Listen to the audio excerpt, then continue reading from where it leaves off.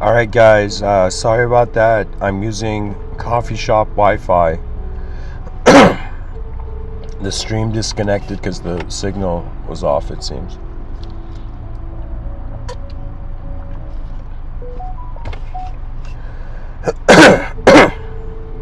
So I'll continue what I was saying. Pretty much, I was talking about symbiosis before. I think it termed symbiosis. There we go. Now, what is Mr. Within saying? And so Mr. Within is saying that what if all conscious embodied creatures are a visible life form, and what if the concepts of God, divinity, logos, the other side, the spirit realm, these are different terms used for it.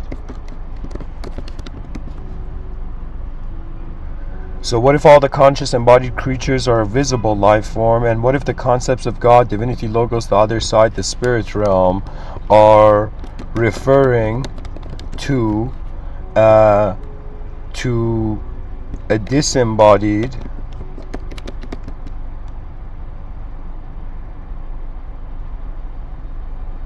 invisible, here I said what if all conscious individual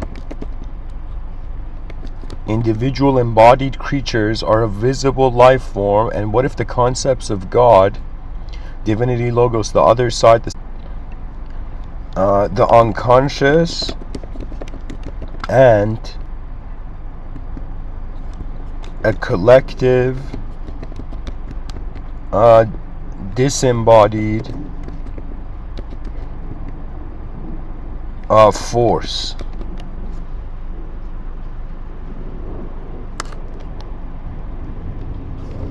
that is present as an intelligent being. So really, it's kind of like if you were to think about all the species on the planet, which species had the greatest capability of going into a symbiosis with an invisible life form or an invisible life force in another dimension, the human being would be the candidate.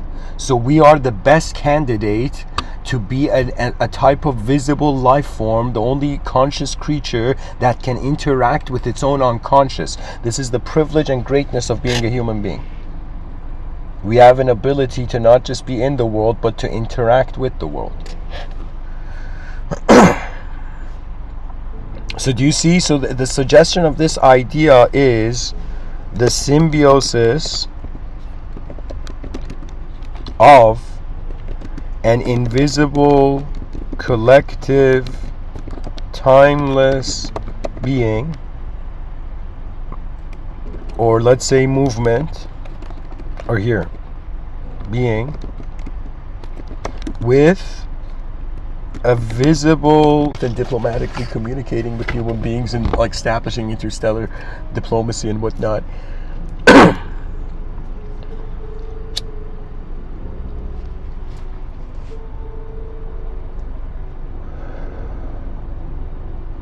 So what I'm trying to say is that when you look at religion, it seems to be those people who have part of their karma to interact with the invisible. Do you know what I'm saying? That means it's as if religious people are being like, yo, I didn't create myself, so I'm not the only one responsible for myself. So if something else created me, right, then that is responsible for me, but I am responsible for that being responsible for me. And that translates to instantaneous faith. So I think this is a fascinating idea I'm sharing here,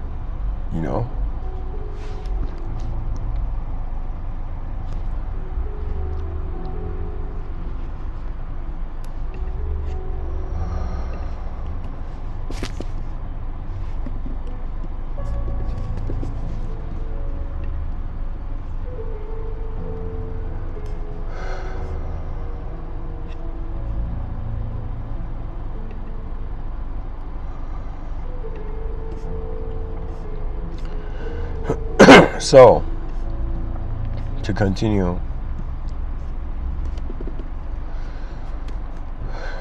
religion seems to be the acceptance of an inconceivable mover to all manifestation. So what does that mean? I think this was something that I thought that as a kid that was cool about religion. That in the Abrahamic story, when God is creating man, it's as if God commands man to exist. That's the cool thing, that God commands man. Right? God gives a command, and then man is made from the dirt, and then God gives a command, and in some sense man learns all the celestial names, which means he accesses the mind of existence. And then he's acknowledged by the cosmos, which is when all the metaphor of like the poetry of how all the angels bowed to man, God's creation. You see, we were like God's greatest artwork that the whole cosmos had to see. You know, from the religious perspective, man is not in charge of reality, but man is the main event of reality, you know, one of the main events of reality.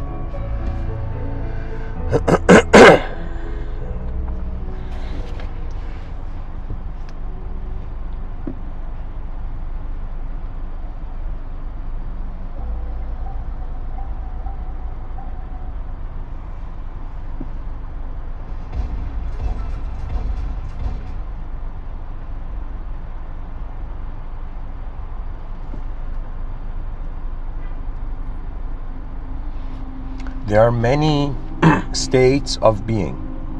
We'll see that we can just get angry and shout, and suddenly we have, you know, the power of other worlds and of the greatest worlds and whatnot, right? But what mankind has is a sort of wit.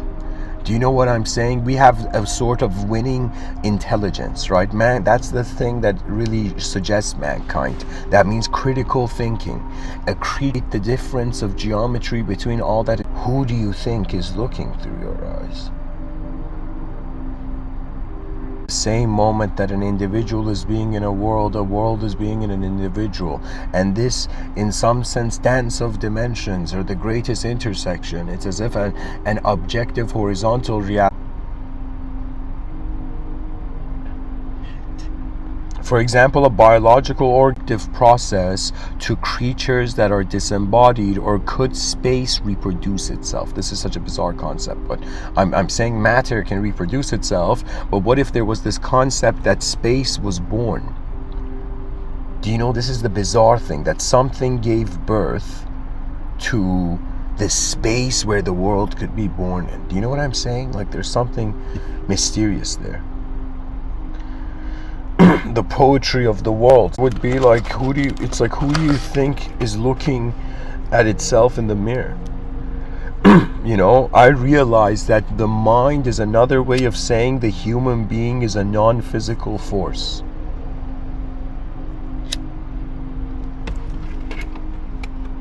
And our salvation is found through realizing, as the great poet Rumi says, I have lived on the edge of insanity, on the lip of insanity, wanting to know reasons, knocking on a door. The door opens. I have been knocking from the inside, and it's another way of saying the individual saw truth, ran after the divine treasure, and before they could in some sense touch that divine truth in the outer realms, suddenly it was as if a sort of internal commandment. Do you know what I'm saying? It's as if, imagine a lion that thinks it's a sheep and it's being poked, suddenly it roars and all the sheep are like, what kind of sheep is this? You know. And all the sheep friends of the lion are like, yo man, you're not like baying like you used to. Do you know what I'm saying? And the lion says, because I realized I am not who I was yesterday. That self is gone. It said its goodbye when I closed my eyes last night. Who is standing here now is a being that had never existed before until this moment. It's the live streaming force of the realm. You see, we are the moving force, right? We are the conscious agents. I mean, look at the world around you, wherever you are. It's just this. It's like stuff is everywhere, and we are people who were known as magicians back in the day. And magicians, you could poetically say they were those people who were like casting people into sleeping. That means, imagine there were some human beings on this earth and they were making everybody around them fall asleep, right? Or I'll give you an example, right? Imagine, for example, imagine, you see this woman who has so much artificial beauty and enhancement and whatnot, right?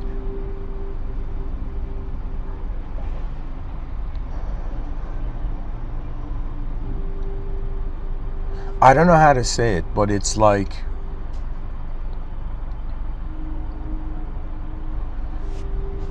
their Buddha has an incredible quote where he says 3 things cannot be hidden, cannot be long hidden: the sun, the moon, and the truth. What does he mean? He means the world reveals itself. And the difference between a religious person and a spiritual person is that for a religious person, the language on a piece of paper was divine. But for the spiritual was the revelation. The revelation was through language on paper. And so for a spiritual person, the spiritual person is similar to the religious person, has a devout heart, but the spiritual person is having every moment of their conscious mind in the realm being their revelation. In every moment, life is showing itself what it is, because what else can it do? It is being it. You see, that's the power of humanity. Once we accept that we are a species, once we accept that it's as if how many human beings have asked themselves, what does my species deserve? That means forget what I deserve. I'm a creature alive for 100 years. The species is trying to pass the test of time. If you're a secular person, the world is trying to pass the test of time. If you're a religious person, you're trying to pass the test of God.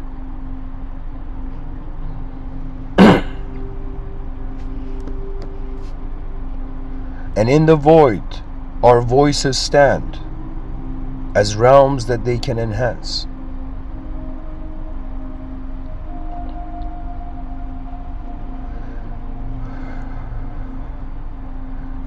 It's so strange. It's like we as people in the modern era are conditioned to try to be good and nice in the world. Good and nice is.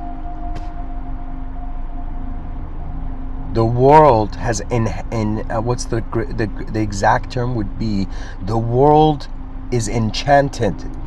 That this human life in 2023, right? You could think of it like the movie Matrix, or you could think that it's a language worshipping era. That means people worshipped objects, right? Back in the day, some dude saw a rock, or saw some light hit, imagine like this, broken branch, and the person picked up the broken branch, and it's like, yo, this branch is my God, this branch is my truth, this branch is where I'm going to, plant the flag of my attention for till the end of time. Right? And then somebody was slapped the objects and the idol worship out of the hands of people, a person such as Abraham in the religious context, right? And Abraham came and said, no, there is a truth beyond this. But the thing was that it appeared that as if man went from worshipping an object into worshipping a subject. What is an ideological system? It is language. Do you understand, dear viewers? What's happening is that you are experiencing a physical existential world that nobody can lie to you because you're existing and experiencing it directly, but because you are overlaying a subjective reality based on language upon this experience of your outer existence. If somebody comes and tells you a different story, and if you identify with how the subject is moving the object, if somebody comes and says you're a different subject, you suddenly become emotionally turbulent. You know, the thing is that, you know, emotional turbulence until they realize that they are not their memories. You have memories. You know, in the Japanese fiction industry, they show all these characters. I mean, not just in Japanese, just pretty much, you know, the youth is fascinated by science fiction and fantasy.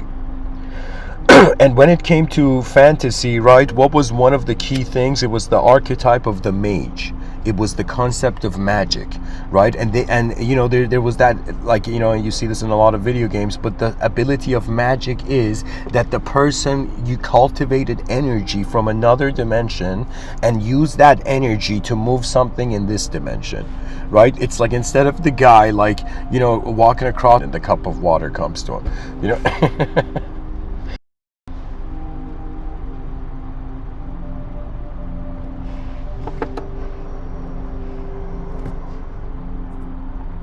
So this concept of magic was the concept of world prioritization by the conscious attention. And you know, it's like hypnotism. You know, hypnotism is an enchantment. Enchantment means you put a box on somebody's head. That's it. You know, women, like, I would say, you know, there is some master enchanters in nightclubs in high heels, you know. Do you know? And what is an enchantment? You know, this is very important because earlier I was telling us online had said that the way you get out of sleep paralysis is by breathing. And the explanation for sleep paralysis is that there's like there's a transcendental explanation, like a metaphysical explanation. The secular explanation of sleep paralysis is that when the person goes to bed and they sleep, right, in order for you to not, like, let's say you dream like you're running, in order so your body doesn't start running in your bed, right, the body has this, you know, the brain releases this chemical, and the body in some sense goes into some sort of like sleep. Do you know?